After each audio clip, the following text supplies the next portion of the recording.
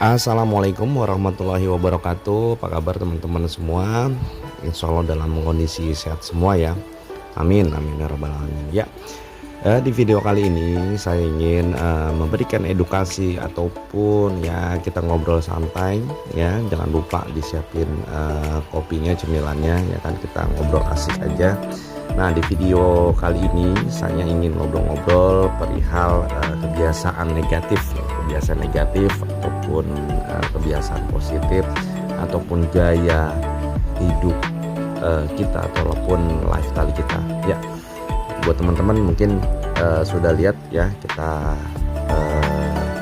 bahas ada gaya hidup yang positif dan negatif ya, seperti salah satunya yang di bagian gaya hidup yang positif itu adalah jika teman-teman setuju ya, itu adalah tidur teratur, makan teratur, berolahraga dan tidak merokok pastinya. Yang kemudian di bagian negatif itu kalau teman-teman setuju ya, kita anggap kebalikannya ya, artinya tidur tidak teratur, makan tidak teratur, tidak berolahraga dan pastinya merokok. Nah, kalau kita nih bahas tentang rokok ya teman-teman, di situ teman-teman lihat ada dua gambar. Yang sebelah kiri ada rokok konvensional. Nah, kalau kita lihat ya, ataupun kita sama-sama searching di Google ataupun di sumber lainnya, jika setuju ya, rokok konvensional itu terdapat nikotin ya, kemudian ada tar, ada bahan-bahan roket, formalin, bensin, sianida dan lain-lain, beberapa bahan-bahan kimia lainnya ya. Oke, Bang, kenapa sih Bang di rokok konvensional terdapat istilahnya ada sianida tuh Bang? Ya, kita kalau lihat di kasusnya dulu ya, Jessica Wongso itu kasus racun yang ditaruh di kopi gitu kan, sianida, langsung tuh lewat kan, mati. Nah, di sini memang beberapa bahan-bahan kimia yang terkandung di rokok konvensional adalah bukan kimia yang benar-benar gitu ya, ataupun ini hanya ekstrak. Ekstrak itu adalah ya bahan kimia yang dibuat sesuai sifatnya sama seperti sifat bahan kimia itu sendiri.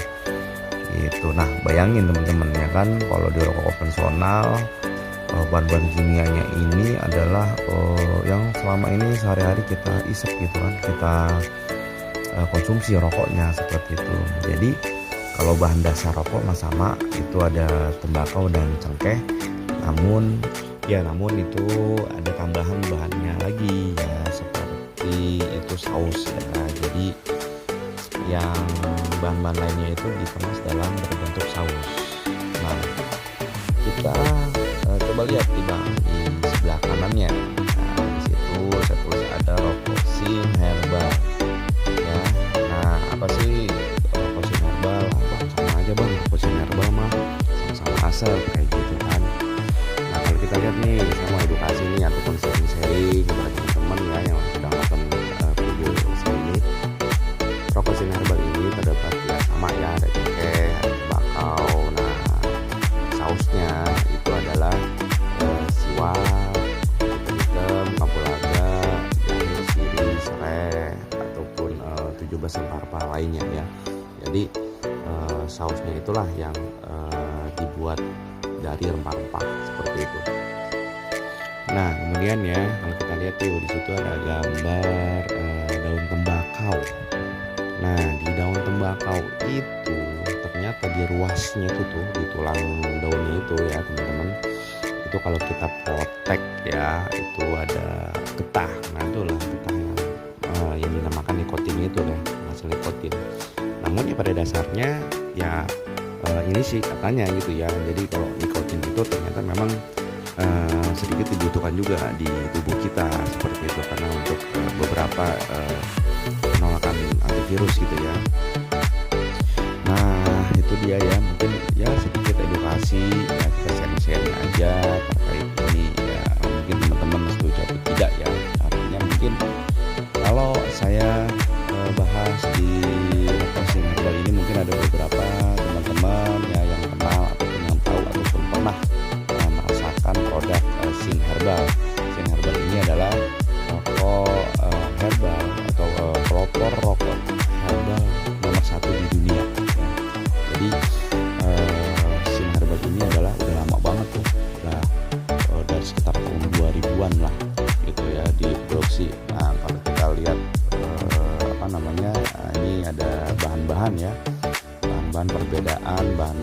dari rokok konvensional sama rokok sin herbal gitu. Kalau sin herbal itu adalah sausnya terbuat dari rempah-rempah, namun kalau untuk yang rokok konvensional itu ya terdapat sausnya itu dibuat dari berbagai macam zat-zat kimia ya. Itu kita bisa lihat tuh yang ngeri banget tuh ya kan gitu.